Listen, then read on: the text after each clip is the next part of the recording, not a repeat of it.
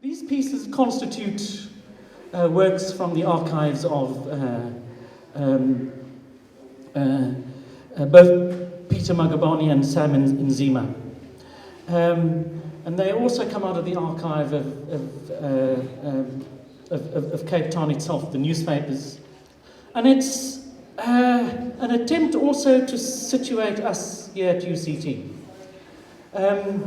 It has pieces from UCT's own collection, from UCT's artwork, and they are quite historic pieces. There are a whole lot of you in the room here who are contemporaries from the middle 1970s. And so this is a kind of reunion of us oldies. And I really am very pleased to see all of you here. As Black South Africans, our aspirations for travel were primarily defined by the exigency to find a job in the white man's cities. The world beyond our villages was always that which those who were lucky enough to go to the cities will relay back in stories. There's no doubt in my mind what's going through your mind as you go through this exhibition today. Taking from these images that, in fact, the past portrays to you today, and you try to make those connections. But as you know, they say pictures don't lie. They are what they are. The only thing they miss is the smell of tear gas, the dust, the smoke, the putrid smell from the exhaust pipes of Bedford engines of military trucks. Those, in fact, would add the olfactory ambience to these images here. And I look at this list, I can recognize many of those names whose funerals I actually attended. And it's when you look at this and you see what you have survived. You see what people have to go through, because these are real names. There's, I don't see his name there, there's a Mashabane gentleman. Mashabane was killed in detention, and then we organized his funeral when eventually they released his body. And it was together with others who had been buried at Doornkop Cemetery. Even before the priests could actually say the prayer, as we were standing around the graveyard, the police moved in and they opened fire, and more people died at that cemetery. People were to fall into graves to try to shield themselves from bullets. But that was Soweto, and I'm sure, as you could see from the names, it happened everywhere. And these are mothers and children and fathers. And when we stand today, we look at where our democracy is, and you look at what is happening in our country in terms of the politics, in terms of governance. You wonder whether some of the people who occupy office wake up every morning, if at all, and look at these names and try to find meaning in them in relation to what their own purpose is, based on the achievement of freedom that is paved with these bodies that we see here. And I strongly believe that the expressions that one finds in exhibitions like this, they allow us a moment to stop, to reflect. In fact, they bring history to a stop, and it's captured, it's still. But it talks to us in so many ways. It talks about resilience. It talks about, the feeling of helplessness that gets people to a point where they have to take desperate measures. And I take off my hat to many of our brothers, fathers, colleagues, our great journalists who lived through that period, who were able to capture those moments and those images in such a way that they themselves were driven to a point where they got to understand that their pursuit as journalists, as photographers, is not a value-free pursuit. They, in fact, understood at some point that they had been called upon, if not by the present, but certainly by posterity, to find ways in which they find impressions of those moments of great trials and tribulation of a people, which if those in power had their way, they would have had that these are obliterated and not to be seen by generations so that they can't judge them for exactly who they were. This particular poem is the response of a poet who lived through the period. Rage, sharp as a blade, to cut and slash and spill blood, for only blood can appease the blood spilled over 300 years. Our limbs have been torn, our bodies crushed, the soil streaked with gore, drained from our broken bodies. Bring out your guns, make ready your jails. The land is not graves enough to contain us, your prisons not cells enough to hold us.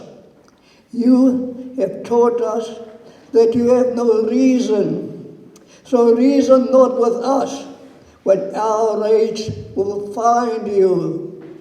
Rage, sharp as a blade, to cut and slash and spill blood, for only blood can appease a blood spill over 300 years. Like what Peter has done with his photographs, the dissident poet does through his poetry. Thank you. Excel, who's it? Captonian. Hi, it's Gasso, man. Eta. I want to take you back to June 16, 1976, when the school children of Soweto decided that they have had enough from the education they were given then, that they should be lectured in Afrikaans. And they said, no, we are not going to be lectured in Afrikaans. Yes, as a language, we will accept. I went to the Orlando East Police Station at sunrise. One of the pictures here, there is it. That's the picture of the police with the sun rising. I got there, found the police arriving. I started taking pictures. And I had told myself that I'm going to be in trouble with the police. And I said, trouble or no trouble, nothing is going to force me, nothing is going to make me not use my camera that day. The first picture I tried to take was of a boy running away from the police. I took that picture, the police turned around and said to me, I will put the barrel of my gun on your forehead. I just said, I'm sorry, and I moved on. Then I met other young people who were running towards the stadium.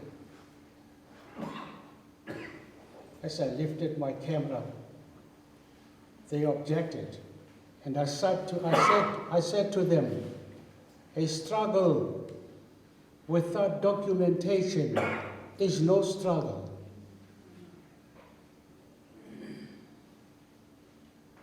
one from those boys said, yes, I know him, let him do what he wants to do. And I said, this is not just for me, it is for everyone who has a camera, who's come to record this, because it will be history tomorrow.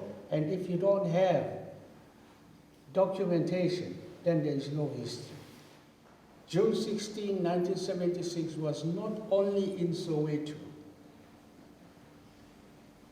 It started in Soweto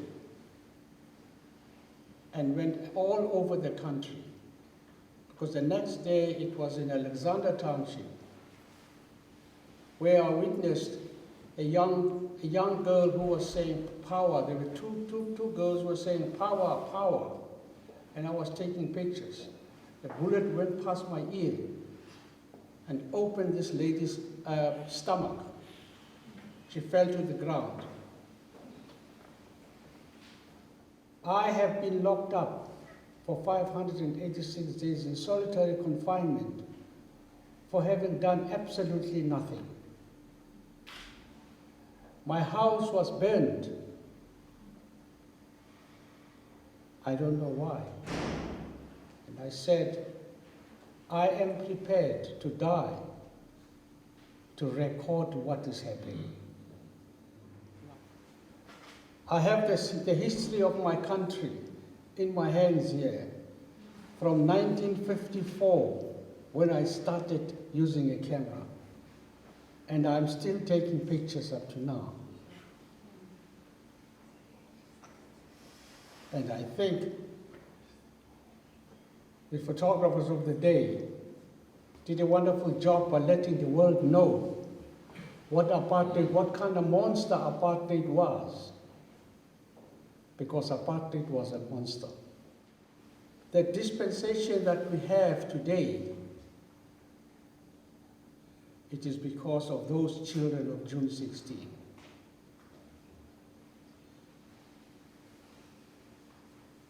The government of the time realized that time is against them. They must give in. And they did give in. The government knew that there is a new breed that is on the warpath. You kill one today, 10 wake up tomorrow.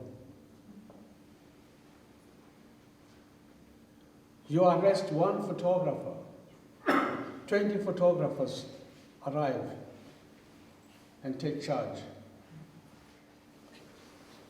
This is the 40th anniversary of the Soweto Uprising.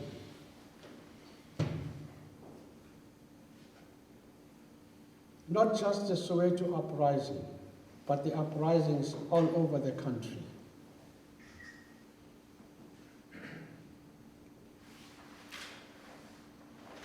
I have